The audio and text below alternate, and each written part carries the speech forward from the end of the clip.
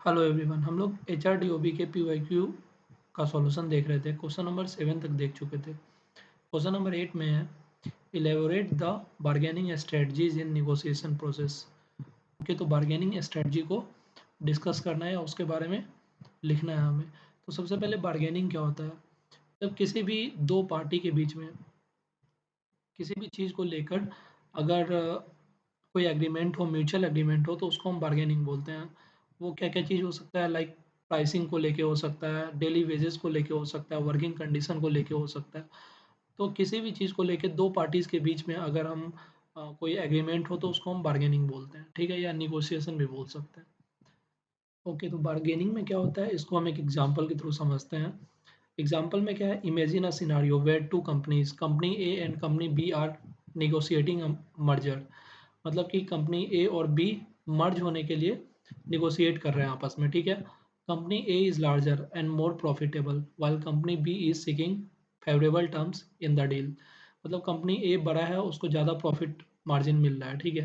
लेकिन company B जो है वो अभी उतने प्रॉफिट में नहीं रह रहा है, इसीलिए वो सोच रहा है कि मर्ज कर दे और वो अपना इवैल्यूएशन कैसे ना कैसे करके अच्छा सा इवैल्यूएशन अपना निकाल ले, ठीक है? तो कुछ बार्गेनिंग स्ट्रैटेजीज़ है जो कि कंपनी बी लगा सकती है, जिसको हम देखते हैं। लाइक सबसे पहला है डिस्ट्रीब्यूटिव बार्गेनिंग। इसमें विन लूज़ कंडीशन होता है, लाइक किसी एक के बात को माना जाएगा, किसी दूसरे के बात को नहीं भी माना जा सकता है, ठीक है? तो ये डिस्ट्रीब्यूटिव बार्गेनिंग कहलाता है। इसमें सिचुएशन क्या होगा, company A and company B are negotiating the purchase price for company B's asset. मतलब ऐसा हो रहा है कि ए और बी कंपनी बी के एसेट के लिए निगोशिएट कर रहे हैं आपस में, ठीक है? तो स्ट्रेटजी इसमें क्या लगाया जा सकता है, company A is trying to acquire company B at the lowest possible price while company B aims to secure the highest price. मतलब ऐसा हो सकता है कि company A, obviously company A क्या चाहेगा कि कंपनी बी का जो भी एसेट है उसको कम से कम पैसे में मिल जाए, और कंपनी बी क्या चाहेगा कि वो ज़्यादा से ज़्यादा पैसे में बेच पाए अपने एसेट को। तो इसमें टैक्टिक्स क्या लगाया जा सकता है, each party makes concession and counter offers to push their preferred price. मतलब कि दोनों पार्टी अपना अपना ओपिनियन रखेंगे और बताएंगे कि इसका इतना वैल्यू हो सकता है, कैसे हो सकता है। तो फाइनली वो आपस में बार्गेन या निगोशिएट करके एक फाइनल रिजल्ट पे पहुंचेंगे। तो यहाँ पे क्या होगा, किसी एक पार्टी का ओपिनियन जो है वो ज़्यादा वैलिड होगा, तो जिसका वैलिड होगा वो विनिंग कंडीशन में चला जाएगा, और जिसका नीचे रह जाएगा वो लूजिंग कंडीशन में चला जाएगा, ठीक है? नेक्स्ट पे बढ़ते हैं। नेक्स्ट है इंटीग्रेटिव बार्गेनिंग। इसमें विन विन कंडीशन है। तो सिचुएशन ऐसा होगा कि both companies want a successful merger while maintaining a positive work environment. मतलब दोनों कंपनी आपस में मिलना चाह रहे हैं, ठीक है? ताकि एक पॉजिटिव वर्क इन्वायरमेंट बना रहे। तो स्ट्रेटजी क्या यूज हो सकता है यहाँ पे, instead of focusing solely on the price, मतलब कि प्राइस पे फोकस नहीं होना चाहिए। They explore opportunities for synergy, cost saving and ensuring employee retention. मतलब कि दोनों कंपनी मिलके अच्छे अपॉर्चुनिटी को क्रिएट करेंगे, कॉस्ट सेविंग पे ध्यान देंगे और उस कंपनी में एम्प्लॉई रिटेन रहे लंबे टाइम तक, इसके लिए देखेंगे। नेक्स्ट है tactics. They collaborate to identify areas where they can create value, such as combining marketing efforts और स्ट्रीमलाइनिंग ऑपरेशन। मतलब कि दोनों मिल के है ना कंपनी के वैल्यू को बढ़ाना चाहेंगे। तो ये आता है इंटीग्रेटिव बार्गेनिंग में। मतलब दोनों ही कंपनी के लिए विन विन सिचुएशन है कि वो मर्ज करके और अच्छा करें, ठीक है? तीसरा है एवॉइडेंस। तो अवॉइडेंस का सिचुएशन क्या होता है, the negotiation becomes heated and unproductive. मतलब कि कोई एक कंपनी अवॉइड करती है दूसरे कंपनी को, ठीक है? दूसरे कंपनी के डील को बेसिकली। तो स्ट्रेटजी क्या हो सकता है, to prevent further escalation both parties agree to take a temporary break to cool down and revisit the isolator। मतलब बेसिकली एवॉइडेंस के केस में क्या हो सकता है, दोनों कंपनी थोड़ी सी ब्रेक लेगी और बाद में दोबारा से बात करेगी बार्गेनिंग करने के लिए, ठीक है? तीसरा है tactics. During the break they may seek advice from mentors और engage in stress relief activities. मतलब कि ब्रेक के टाइम पे, जिस टाइम पे दोनों कंपनी बात नहीं कर रही होगी, उस टाइम पे वो लोग लीडर से बात करेगी या कुछ एक्टिविटीज़ में इन्वॉल्व होगी जिससे उनका स्ट्रेस कम हो। और लीडर से इसलिए बात करेगी ताकि प्रॉपर वैल्यूएशन क्या है कंपनी का, ये पता करने के लिए, और कितना पे बेचेंगे तो प्रॉफिट में रहेंगे या नहीं रहेंगे, ये टैक्टिक्स है, ठीक है? तो बार्गेनिंग का तीसरा जो पॉइंट है वो अवॉइडेंस है। नेक्स्ट पे बढ़ते हैं।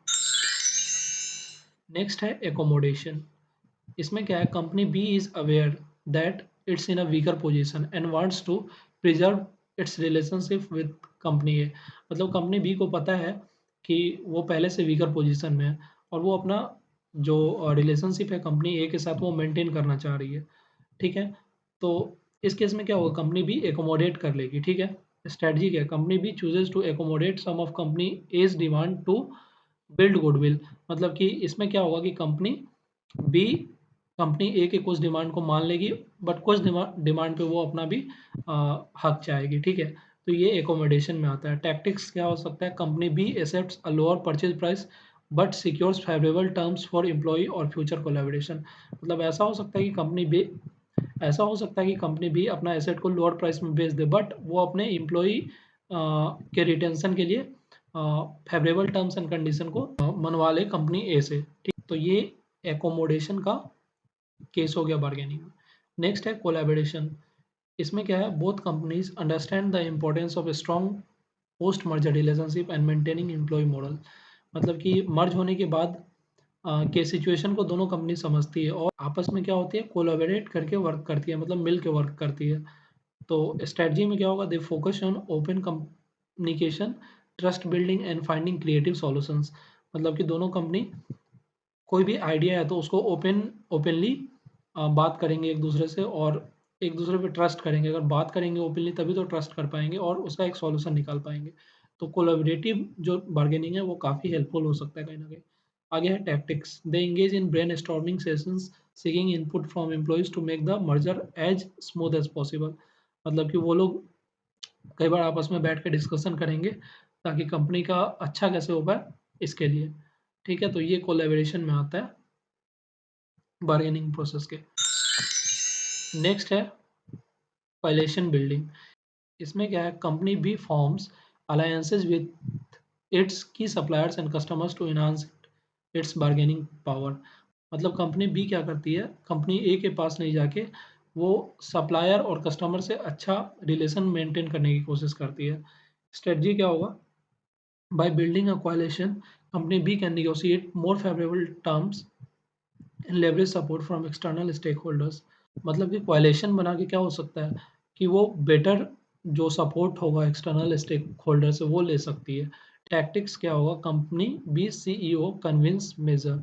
मतलब कि जो कंपनी बी के सीईओ होंगे वो जो भी सप्लायर है या कस्टमर है उनको क्या बोलते हैं, कन्विंस करेंगे उस कंपनी में इन्वेस्ट करने के लिए या उस कंपनी का प्रोडक्ट कंज्यूम करने के लिए। तो ये हो गया कोएलिशन बिल्डिंग जो कि बार्गेनिंग का एक तरीका है। ओके, तो सेवेंथ क्या है, कंप्रोमाइज।